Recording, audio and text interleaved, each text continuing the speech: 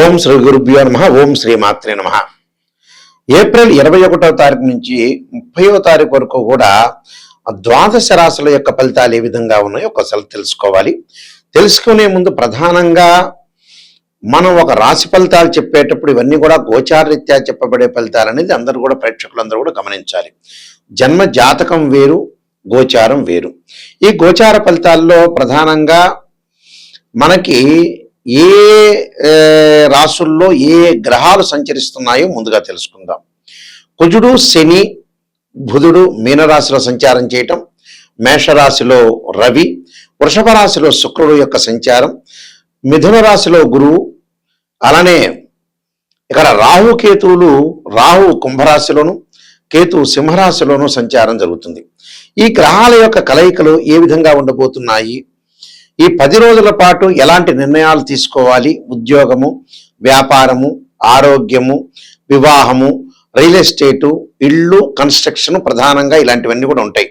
సంతాన పరంగా కానీ, ఆరోగ్యపరంగా కానీ, ఉద్యోగ పరంగా కానీ ఇలాంటి విషయాలు ఏ విధంగా ఉండబోతున్నాయి, మనం తీసుకోవాల్సిన నిర్ణయాలు ఏంటి, మనం తీసుకోవాల్సిన జాగ్రత్తలు ఏంటి, మనం చేసుకోవాల్సిన పరిహారాలు ఏంటి అనేది మనం క్లియర్గా తెలుసుకుంటే, మనం ముందు జాగ్రత్త తీసుకుంటే ఎప్పుడూ కూడా మనం చాలా జాగ్రత్తగా మనం ఈ గ్రహాలు ఇవి బాగలేదని మనం ఆలోచన చేస్తే దాన్ని బట్టి మన నిర్ణయాలు తీసుకునే అవకాశాలు ఎక్కువగా ఉంటాయి. ఎందుకంటే ఆరోగ్యం అనుకోవచ్చు, ఉద్యోగం అనుకోవచ్చు, వ్యాపారం అనుకోవచ్చు, ఫైనాన్షియల్ పరంగా ఉండే విషయాల్లో కూడా కొంత జాగ్రత్త వహించాలి. ఎలాంటి జాగ్రత్తలు తీసుకోవాలి, ఎలాంటి పరిహారాలు తీసుకోవాలని తెలుసుకుంటే మనకంతా కూడా మంచి జరిగే అవకాశాలు ఖచ్చితంగా ఉంటాయి. మీనరాశి వారికి ఈ 10 రోజుల పాటు ఏ విధంగా ఉండబోతుంది? మీనరాశి వాళ్ళకి జన్మంలో కుజుడు, శని, బుధుడు, ద్వితీయంలో రవి యొక్క సంచారం, తృతీయ స్థానంలో శుక్రుడు, చతుర్థ స్థానంలో గురువు ఉండటం వల్ల కొంత ఆర్థిక పరంగా ఇబ్బందులు కలగకుండా చూసుకోవాలి. ఫైనాన్షియల్ పరంగా ఉండే డెవలప్మెంట్స్ అనేవి ఉన్నా జన్మంలో ఏదైతే కుజుడు ఉన్నాడో, శని ఉన్నాడో, బుధుడు ఉన్నాడో ఆరోగ్యపరంగా ఇబ్బందులు కలిగే అవకాశాలు ఉంటాయి. అంటే వాహన ప్రమాదాలు జరగకుండా చూసుకోండి. ఇబ్బందులు కలిగే సూచనలు అనేవి బాగా ఎక్కువగా ఉంటాయి. అలానే ఆర్థిక పరంగా డబ్బులు కూడా ఖర్చు అయ్యే అవకాశాలు ఉంటాయి, లోన్లు వచ్చే అవకాశాలు ఉంటాయి. అంటే ఇటు డబ్బులు వచ్చే అవకాశాలు ఉంటాయి, వివాహ శుభ కార్యక్రమాలు వాయిదా పడుతుంటాయి. అంటే తృతీయ స్థానంలో శుక్రుడు యొక్క సంచారం వల్ల వివాహాలకు సంబంధించిన వాయిదాలు పట్టడం ఒకటి, వాహనాలు కొనుగోలు చేయాలనుకుంటారు, కొనుగోలు చేయలేకపోతారు, ఆర్థిక పరంగా డబ్బులు వస్తున్నా కూడా ఆ పనులు చేయలేకపోతారు. అయితే 6వ స్థానంలో కేతు యొక్క సంచారం వల్ల ఇళ్ళు కొనుగోలు చేస్తారు, పొలాలు కొనుగోలు చేస్తారు, పిత్రార్జితం బాగా కలిసి వచ్చే అవకాశం ఉంది. అన్నదమ్ముల మధ్యలో సఖ్యత, అక్కచెల్లెల మధ్యలో కూడా లావాదేవీలు బాగా పెరగటం ఒకటి. అలానే దుష్ట సావాసాన్ని ఎట్టి పరిస్థితుల్లో కూడా మానాలి. అలానే వ్యవసాయంలో కొద్దిగా పెట్టుబడుల విషయంలో కొంత జాగ్రత్తగా ఉండాలి. అలానే స్థానచలనం జరగటం, శత్రువృద్ధి రాకుండా చూసుకోవాలి. అంటే ఆరోగ్యపరంగా అంటే దీర్ఘకాలిక వ్యాధులు ఉన్న వాళ్ళు కానీ, అలానే దీర్ఘకాలిక వ్యాధులతో పాటు వ్యాధులు రాకుండా చూసుకోవాలి. మానసికంగా కొంత ఆందోళన చెందకుండా చూసుకొని ముందుకు వెళ్ళాలి. కాబట్టి ఖచ్చితంగా వీళ్ళు కుజుడు యొక్క ఆరాధన చేయాలి. అంగారక యుద్ధశక్తి అస్తాయి దీమే తన్నో భౌమ ప్రచోదయాత్ అనే మంత్రాన్ని 2 జంట సంపాలని మంగళవారం రోజు దానం చేయటం. శని యొక్క దోషానికి తప్పకుండా నీలాంజన సమాభాసం వైపుత్రయమాగ్రజం ఛాయా మార్తాండ సంభూతం తమ నమామి శనేశ్వరం అనే మంత్రాన్ని చక్కగా చదువుకోవాలి. అలానే బుధుడి యొక్క ప్రభావం వల్ల నూతన వ్యాపారాలు ఏది కూడా ప్రారంభం చేయొద్దండి. ఉన్న వ్యాపారాన్ని చాలా జాగ్రత్తగా కొనసాగించండి. విదేశాలకు వెళ్ళే విషయాలు కొంత వాయిదాలు పడే అవకాశాలు ఉంటాయి. ఈ 10 రోజుల పాటు ప్రశాంతంగా ఉండండి. మీరు భగవంతుడి యొక్క ధ్యానం చేయండి. ఉన్న విషయాలను అలానే ఉంచి చాలా జాగ్రత్తగా అనుసరించి లౌకిక విధానంతో ముందుకెళ్ళండి. బంధుమిత్రులతో కలహాలు రాకుండా చూసుకోవాలి. మిత్రులతో, స్నేహితులతో కలహాలు రాకుండా చూసుకొని ముందుకెళ్తే చాలా మంచి అవకాశాలు ఉంటాయి. ఎలాంటి ఆందోళన చెందొద్దండి. భగవంతుడి యొక్క నామస్మరణ, ఎవరితో కూడా అతిగా మాట్లాడకుండా, గ్రాస్పింగ్ పవర్ ఉంది కదా అని ఎక్కువగా మాట్లాడితే కూడా కొన్ని ఇబ్బందులు కలిగే అవకాశం ఉంటాయి. అలాంటి ఇబ్బందులు రాకుండా చూసుకొని ముందుకెళ్ళడం చాలా మంచిది. నేను కొన్ని పరిహారాలు చెబుతున్నాను, ఆ పరిహారాలు మీరు పాటించండి, మీకు మంచి అవకాశాలు ఖచ్చితంగా ఉంటాయి. మనం ప్రధానంగా కొన్ని నిర్ణయాలు తీసుకోవాల్సిన అవసరాలు ఉంటాయి. ఎప్పుడైనా సరే కొన్ని జాగ్రత్తలు జీవితంలో ఒక 10 రోజుల్లో, నెల రోజుల్లో పాటు కానీ, వారంలో కానీ రాశి ఫలితాలు చెప్పేటప్పుడు మనకి ఎలాంటి జాగ్రత్తలు తీసుకోవాలంటే ఉద్యోగపరంగా కానీ, వ్యాపార పరంగా కానీ, ఆరోగ్యపరంగా కానీ జీవితంలో ఎప్పుడు కూడా చిన్న చిన్న విషయాలే కొంత పెద్దగా అయ్యే అవకాశాలు ఎక్కువగా ఉంటాయి. కాబట్టి ఎలాంటి నిర్ణయాలు తీసుకోవాలన్నా కూడా మన జాతక పరంగా జ్యోతిష్యం ద్వారా తెలుస్తుంది. మనం ఎలాంటి అంటే లైఫ్ను ఎప్పుడు కూడా మనం నష్టపోకూడదు, కాలయాపన చేసుకోకూడదు, టైంపాస్ చేసుకోకూడదు. ఎందుకంటే మనిషికి సహజంగా ఏంటంటే 55 ఇయర్స్ దాటిన తర్వాత మనం బతకటం అనేది బోనస్ మార్కులతో బతకటం. అంటే పిల్లల్ని, కుటుంబాన్ని మనం ఎట్టి పరిస్థితుల్లో కూడా సెట్ చేసుకుని ముందుకు వెళ్ళాలి. మినిమంగా ఒక 60-62 ఏళ్ళు రాగానే బాధ్యతలన్నీ తగ్గించుకోవాలి. అంటే పిల్లల యొక్క పెళ్ళిళ్ళు చేయటం కానీ, ఆ తర్వాత వాళ్ళ ఉద్యోగాలు కానీ, కుటుంబ పరిస్థితులు కానీ కొంత జాగ్రత్తగా ఉంచుకొని ముందుకు వెళ్ళాలి. అంటే ఎట్టి పరిస్థితుల్లో కూడా ప్రతి విషయంలో కూడా మన నిర్ణయాలు తీసుకోవటంలో కూడా బహుజాగ్రత్తగా నిర్ణయాలు తీసుకొని ముందుకెళ్తే మనకు ఎలాంటి ప్రాబ్లమ్స్ ఉండవు. అది జ్యోతిష్యం ద్వారా తెలుసుకోవచ్చు. అయితే ఈ మధ్య కాలంలో ఏమిటి అంటే ఇవన్నీ కూడా నిజాలు చెప్పాలి అనే విషయాన్ని మీరు చాలా జాగ్రత్తగా ఆలోచించాలి. ఎప్పుడు కూడా ఒక జ్యోతిష్యం దగ్గర ఒక ఆస్ట్రాలజర్ని అప్రోచ్ అవుతే మీరు నెగిటివ్ పాజిటివ్ అనుకోకుండా ఫస్ట్ నెగిటివ్ని ప్రయారిటీ ఇవ్వండి. పాజిటివ్ ఏముంది మీకు తెలిసిన విషయం పాజిటివ్ గురించి. చాలా మంది కూడా ఈ మధ్యకాలంలో పొగడటం అనేది బాగా నేర్చుకున్నారు. ఈ పొగడటం వల్ల ఆస్ట్రాలజర్ని అప్రోచ్ అవ్వాల్సిన అవసరం లేదు. ఏదైతే నెగిటివ్ ఉంటుందో దాన్ని మనం పాజిటివ్గా చేసుకుంటేనే జీవితంలో మనం సూపర్ స్టార్స్ అవుతాం. అది గమనించాలి ప్రతి వాళ్ళు కూడా. గమనించకుండా ప్రతిదీ కూడా మాకు ఇలా ఉంటుంది, పాజిటివ్ చెబితేనే ఆస్ట్రాలజర్ మంచివాడు, నెగిటివ్ చెబితే మంచివాళ్ళు కాదు అనే పాయింట్ వల్ల ఆస్ట్రాలజర్కి లాభం ఉంటుందే కానీ మీరు నష్టపోయే అవకాశం ఖచ్చితంగా ఉంటుంది. అందులో 100% గ్యారంటీగా ఉంటుంది.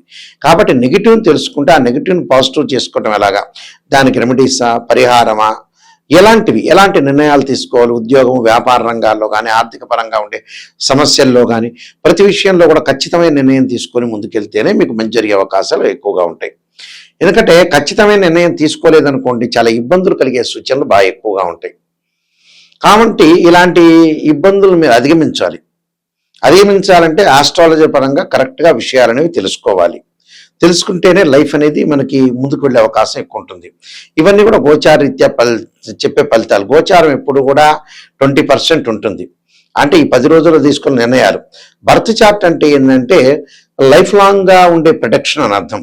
దానికి డివిజనబుల్ చార్ట్స్ 16 లగ్న కుండలు మ్యాథమెటికల్ క్యాలిక్యులేషన్స్ వేసి మన లగ్న కుండలు చూసుకుంటే ఏంటంటే మనకు విషయాన్ని తెలిసిపోతుంది. మనం ఎలాంటి నిర్ణయాలు తీసుకోవాలి, ఎలాంటి నిర్ణయాలు తీసుకొని మనం ముందుకు వెళ్ళాలి, ఎలాంటి ఫలితాలు జరగబోతున్నాయి, మనం ఎలాగ ఉండాలి, ఒక క్యారెక్టర్ కానీ, ఉద్యోగం కానీ, వ్యాపారం కానీ ఇలాంటివన్నీ కూడా తెలిసేది ఏంటంటే డివిజనబుల్ చార్ట్స్.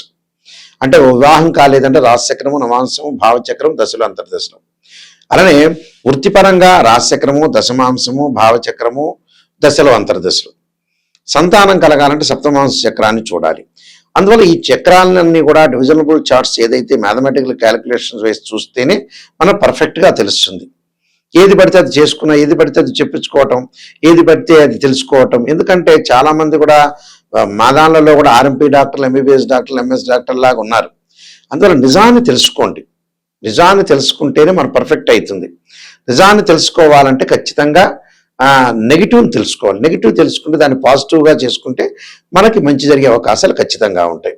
కాబట్టి లేట్ చేసుకోకుండా జీవితంలో ఉన్నది ఏదైతే ఉంటుందో చాలా జాగ్రత్తగా ముందుకు వెళ్తే మనకు మంచి జరిగే అవకాశాలు ఎక్కువగా ఉంటాయి. అలానే నా వెబ్సైట్ www.nayakanti.com, www.nayakanti.in చూడొచ్చు. నేను 15-20 బుక్స్ రాశాను. దాదాపుగా 15 పుస్తకాలు తెలుగులో రాశాను, ఇంగ్లీష్లో 2-3 బుక్స్ రాశాను. టోటల్గా 18 బుక్స్ రాశాను.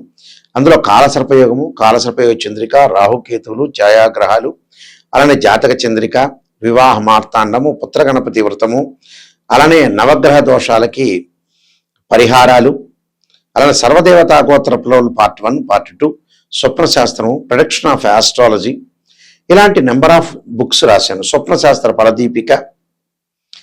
అలానే నవగ్రహ దోషాలకు పరిహారం చేసుకోవడానికి దశమహావిద్యల యొక్క అమ్మవారి యొక్క స్తోత్ర పారాయణాలు కూడా రాశాను నేను. ఇలాంటి నెంబర్ ఆఫ్ ఆస్ట్రాలజీ బుక్స్ రాశాను. అందువల్ల మీరు నిజాన్ని తెలుసుకుంటేనే జీవితం బాగుపడుతుంది. ఎవరైనా సరే నా దగ్గరికి వచ్చేవాళ్ళు రియలిస్టిక్గా నిజాన్ని తెలుసుకునే వాళ్ళు, జాతకం అనేది గురువు గారు, నాయకంటి గారు నాకు పర్ఫెక్ట్గా కావాలి, నిజాన్ని నేను తెలుసుకోవాలి, నేను బాగుపడాలి మీ ద్వారా అనుకునే వ్యక్తులు మాత్రమే ఫోన్ చేయండి. దానివల్ల నాకు కూడా ఒక సంతృప్తి కలుగుతుంది. అయ్యో నేను ఇలా బాగు చేశాను ఒక వ్యక్తిని. ఎందుకంటే ఒక వ్యక్తిని మనం బాగు చేస్తే కూడా మాలాంటి వాళ్ళకి చాలా సంతృప్తి కలిగే అవకాశాలు ఖచ్చితంగా ఉంటాయి. కాబట్టి ఒక వ్యక్తిని బాగు చేయటం అనేది చాలా ఇంపార్టెంట్. అందువల్ల కొన్ని పరిహారాలు ఉంటాయి. వీళ్ళందరూ కూడా కొన్ని పరిహారాలు చేసుకోవాలి. ఒకవేళ ఈ పరిహారాల్లోకి మనం ముందుగా పెడితే ధనపరంగా ఇబ్బందులు ఎవరన్నా కలిగిన వ్యక్తులు ఓం యక్షాయ కుబేరాయ వైశ్రవణాయ ధనధాన్యాధిపతి ధనం ధాన్యం సమృద్ధిమే దేహిమే దాపయిస్వ అనే మంత్రాన్ని గురువారం రోజున ఉదయం కానీ ప్రదోషకాల సమయంలో చేసుకోండి. అంటే జన్మజాతక పరంగా గురువు బాగలేని వ్యక్తులు ఎవరైతే ఉంటారో వాళ్ళు ఈ మంత్రం అనేది చాలా బాగా పనికొచ్చే అవకాశం ఉంటుంది. అలానే జాతకం చూసుకోవద్దని జాతకం చూసుకొని ఇలాంటి పరిహారాలు చేసుకోవాలి. అలానే ఎవరికైనా సరే ఉద్యోగ పరంగా ఇబ్బందులు ఉండి అప్ అండ్ డౌన్స్ బాగా ఎక్కువగా ఉంటే ఖచ్చితంగా వాళ్ళు సూర్యుడి యొక్క ఆరాధన చేయాలి. ఎలాగా? ప్రభాకరాయుధే దివాకరాయుధీమే తన్నో సూర్య ప్రచోదయాతనే సూర్య గాయత్రి మంత్రాన్ని చదువుకోవటం. అలానే ఇంకొక మంత్రం కూడా ఉంటుంది. ఆ మంత్రం కూడా ఆదిత్యాయుధే సహస్రమూర్తాయుధీమే తన్నో సూర్య ప్రచోదయాత్ అనే సూర్య గాయత్రి మంత్రాన్ని చదువుకోవడం చాలా మంచిది. అలానే మానసికంగా బాధలు పడుతున్న వాళ్ళు క్షీరపుత్రాయుధే అమృతతత్వాయుధీమే తన్నో చంద్ర ప్రచోదయాత్ అనే మంత్రాన్ని, అలానే జాతకంలో గురువు బాగలేని వాళ్ళు తారా మహాదేవి స్తోత్రాన్ని, ఎల్లాటి శని జరుగుతున్న వాడు దక్షిణకాళి స్తోత్రాన్ని పారాయణం చేయాలి. దక్షిణకాళి స్తోత్రం అనేది పారాయణం చేయటం వల్ల శని యొక్క దోషాలనేవి తొలగిపోతాయి. అంటే వాళ్ళ యొక్క దక్షిణకాళి స్తోత్రం అంటే శనికి అంతరిక్ష దేవత. అలానే గురువుకి తారామహాదేవి అంటే ఏంటంటే అంతరిక్ష దేవత. అంటే ప్రతి గ్రహానికి అధిదేవతలు, అధిష్టాన దేవతలు, ప్రత్యర్థేవతలు, అంతరిక్ష దేవతలు కూడా ఉంటారు. అంటే మన జాతకంలో ఏది చెయ్యాలో దాన్ని అదే చెయ్యాలి. అలానే వివాహం కాని స్త్రీ పురుషులకు ఎప్పుడూ కూడా మంచి మంత్రము ఏమిటి అని అంటే యాక్చువల్గా వాళ్ళు చేయాల్సింది, అమ్మాయికి వివాహం కాలేదు అని అంటే వరపాశుపతాశ్రుద్రాభిషేకం, అఘోర గౌరీ పాశుపతాశ్రుద్రాభిషేకం చేసుకోవాలి. అబ్బాయిలు కన్యా పాశుపతాశ్రుద్రాభిషేకం చేసుకోవడం చాలా మంచిది. అలానే ఇక్కడ వ్యాపార పరంగా ఇబ్బందులు పడుతున్నారు అంటే విష్ణు సహస్రనామం పాలన చేయాలి. ఓ నమో నారాయణాయ నమః అనే అష్టాక్షరి మంత్రాన్ని చేసుకోవటం మంచిది. సర్పదోషం ఉన్న వాళ్ళు తప్పకుండా మంగళవారం రోజున సర్ప దానాలు చేయటం చాలా మంచిది. అంటే ఇవన్నీ కూడా ప్రత్యేకంగా కొన్ని రెమెడీస్ అనేవి ఉంటాయి. ఆ రెమెడీస్ని మనం ఫాలో అయ్యి జీవితంలో ఏ తప్పు ఏ మిస్టేక్ చేయకుండా ఉండటం చాలా మంచిది. స్త్రీయ లోపం మెరుగుట పెద్ద విద్య, లోపం ఎరిగిన వాడే పూర్ణుడవుతాట. అంటే మనలో లోపాలను మనం శ్రవణ చేసుకొని జాతక పరంగా నిజాన్ని తెలుసుకుంటేనే చాలా మంచిది. నిజం తెలుసుకోలేదనుకోండి ఏ ఆస్ట్రాలజీని అప్రోచ్ అవ్వాల్సిన పని లేదు. నిజం తెలుసుకొని నేను బాగుపడాలి, నాయకంటే మధ్యకార్య శర్మ ద్వారా శర్మగారి ద్వారా నేను బాగుపడాలనుకునే వ్యక్తులు మాత్రమే నాకు ఫోన్ చేయండి. ఆ స్క్రీన్ మీద స్క్రోలింగ్ అవుతున్న నెంబర్ ఉంటుంది, డైరెక్ట్గా నా దగ్గరికే వస్తుంది. ఆ నెంబర్ నేనే స్వయంగా మాట్లాడతా. మీ అందరికీ కూడా మంచి ధరను ఆశిస్తూ శ్రీ పరమేశ్వరుడి యొక్క శ్రీ పరమేశ్వరి కరుణాకటాక్షం ఉండాలని ఆశిస్తూ సర్వే జనా సుఖినో భవంతు.